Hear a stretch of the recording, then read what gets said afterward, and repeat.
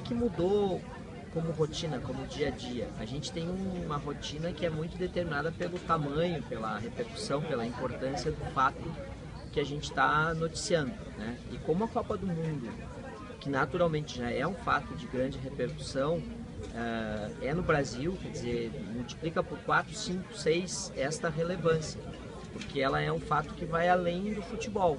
Se a gente tivesse uma Copa do Mundo como foi na África do Sul, por exemplo, eu estaria hoje aqui com um time de esportes, né, mais mobilizado e um reforço relativo de pessoas de outras áreas, talvez algumas pessoas para entender um pouco do país, da África do Sul, talvez algumas pessoas para fazer lá na África do Sul ou fazer daqui um material sobre o entorno da Copa, como é que está a questão dos estádios, como é que está o ambiente no país, né?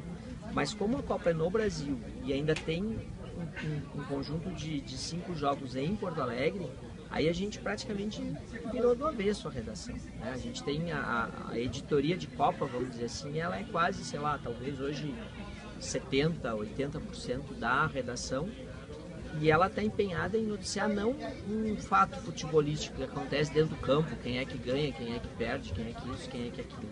Ela está empenhada em divulgar um fenômeno, né?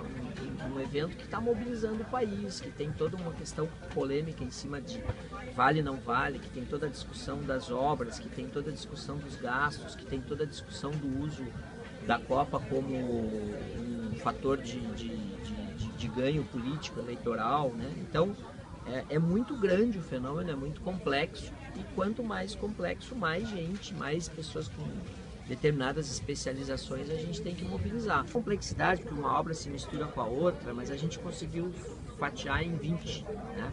E na véspera do início da Copa em Porto Alegre, no sábado anterior ao primeiro jogo, a gente fez uma matéria que mostrou que das 20 obras, só 6 ficaram prontas, 14 ainda estão por fazer.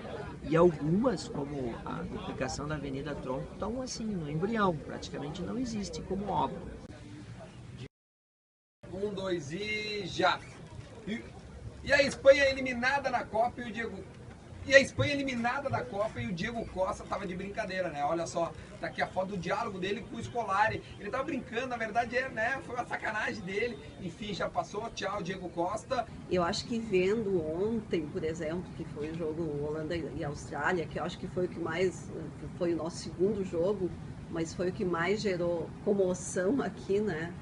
Vendo todo mundo junto, assim, australiano, holandês, colorado, gremista, e vendo isso na rua e vendo no estádio, eu acho que talvez a gente tenha aprendido um pouco com essa festa, assim, de que é possível torcer, é possível ter o seu time de preferência, é possível vibrar e ser fanático e tal, mas respeitar o outro, respeitar o espaço do outro, não ser violento. A gente está fazendo edições diárias em espanhol e em inglês, são 8 páginas diárias. O nosso foco são os turistas que estão na cidade, né? Então esses cadernos eles circulam só em Porto Alegre, são distribuídos em hotéis, restaurantes, bares, pontos turísticos, linha turismo, nos lugares onde a própria RBS tem ações, Bar dos Fanáticos, Estação ZH, vários pontos da cidade onde a RBS tem ações. A gente dá dicas do que fazer na cidade, de como usar o transporte público, como usar o táxi, como passear de ônibus, como passear de barco, se ficar mais tempo, passeios na Serra, passeios perto de Porto Alegre. Então, assim, a cada dia a gente tenta variar, tendo consciência de que o nosso público também ele varia muito, né? Até hoje estavam australianos e holandeses, hoje estão chegando os coreanos e os nigerianos da cidade.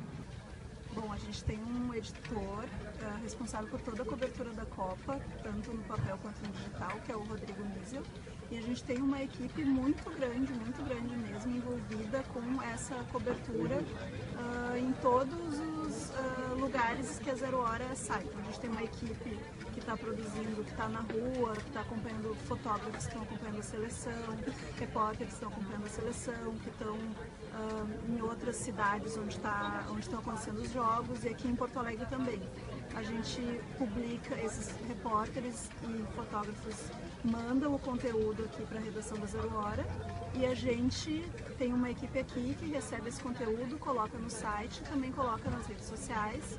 A gente tem muita foto, muito vídeo, muita interação com os nossos leitores, muito conteúdo que a gente faz cobertura minuto a minuto no Twitter e no Facebook também.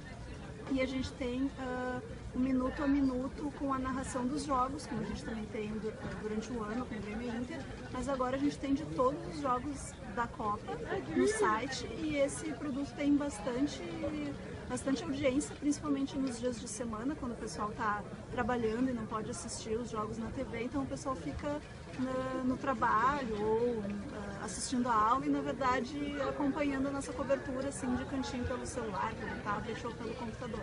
La, la, la, la, la, la, la, la, la, la, la, la.